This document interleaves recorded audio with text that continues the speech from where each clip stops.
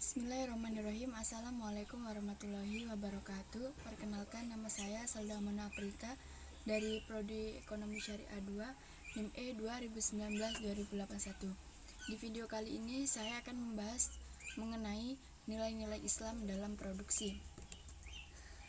Upaya produsen untuk memperoleh maslahah yang maksimum dapat terwujud apabila produsen mengaplikasikan nilai-nilai Islam.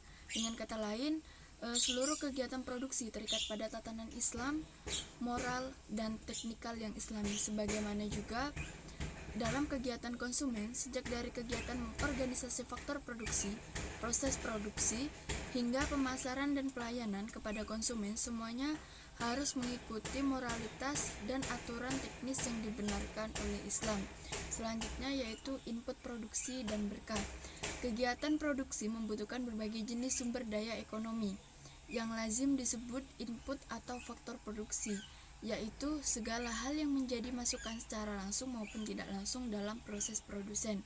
Nah, di input produksi dan berkah ini ada dua faktor, yaitu faktor produksi konvensional dan faktor produksi dalam Islam. Faktor produksi konvensional ini ada tiga. Yang pertama, faktor produksi dengan tenaga kerja.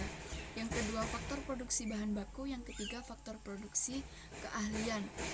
Sedangkan faktor produksi dalam Islam ada tiga juga. Yang pertama yaitu amal, yang kedua tanah atau sumber daya alam, yang ketiga yaitu modal. Selanjutnya, kemuliaan harkat manusia sebagai karakter produksi. Tujuan dari produksi ialah menciptakan maslahah yang optimal bagi konsumen atau bagi manusia secara keseluruhan. Karakter penting dalam perspektif ekonomi Islam adalah perhatiannya terhadap kemuliaan harkat manusia. Dan selanjutnya yaitu adalah eksplorasi dan pembentukan konsep produksi. Nilai dan prinsip Islam dalam produksi ada tiga, yaitu amanah, profesional, dan prinsip kerja. Amanah, di mana amanah ini memiliki arti yaitu salah satu nilai penting dalam Islam yang diturunkan dari nilai dasar khalifah yang harus dijunjung tinggi.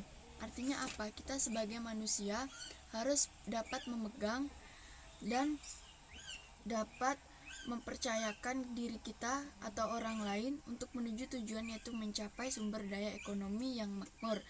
Selanjutnya, profesional.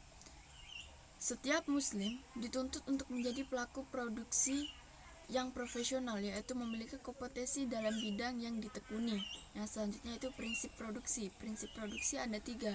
Yang pertama yaitu dilarang memproduksi dan memperdagangkan barang yang haram. Yang kedua, dilarang melakukan penimbunan dalam segala bentuk barang. Yang ketiga, dilarang melakukan kegiatan produksi yang mengarah kepada kezoliman atau merugikan orang lain. Selanjutnya yaitu implikasi konsep produksi Islam pada kegiatan produksi, yaitu ada dua, penurunan input marginal, dan yang kedua efisiensi dan tingkat efisiensi penggunaan input. Penurunan input marginal ini ketika output produksi meningkat, maka penggunaan input juga meningkat. Namun jumlah tambahan input untuk memproduksi satu unit output ini, yaitu marginal input, semakin lama akan semakin menurun sebagai akibat dari adanya efek learning curve. Yang kedua yaitu efisiensi dan tingkat efisiensi penggunaan input. Efisiensi ini merupakan tingkat penurunan dari marginal input, karena penurunan marginal input ini terjadi karena efek learning curve, tetapi tidak terjadi secara terus-menerus. Dengan mempertimbangkan batas-batas dari efek learning curve, maka bisa dikatakan bahwa efisiensi terjadi pada rentang produksi, di mana tenaga kerja masih bisa meningkatkan kemampuan mereka. Selanjutnya itu produksi dengan modal tetap. Menjelaskan mengenai teknologi produksi yang memposisikan modal sebagai input tetap dan manusia sebagai tenaga kerja atau sebagai input variabel.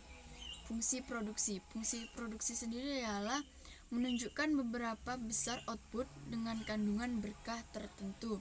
Selanjutnya peningkatan dan penurunan produksivitas, yaitu peningkatan ketenaga kerjaan dapat saja meningkatkan nilai rata-rata produksi.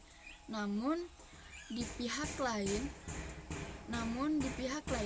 peningkatan tenaga kerja ini menurunkan produktivitas rata-rata tenaga kerja. Selanjutnya, hubungan antar produktivitas rata-rata dan margin, yaitu memiliki keterkaitan sebagai rata-rata ukur peningkatan maupun penurunan dalam nilai produktivitas, dan hal ini dapat dilihat dari adanya penambahan tenaga kerja.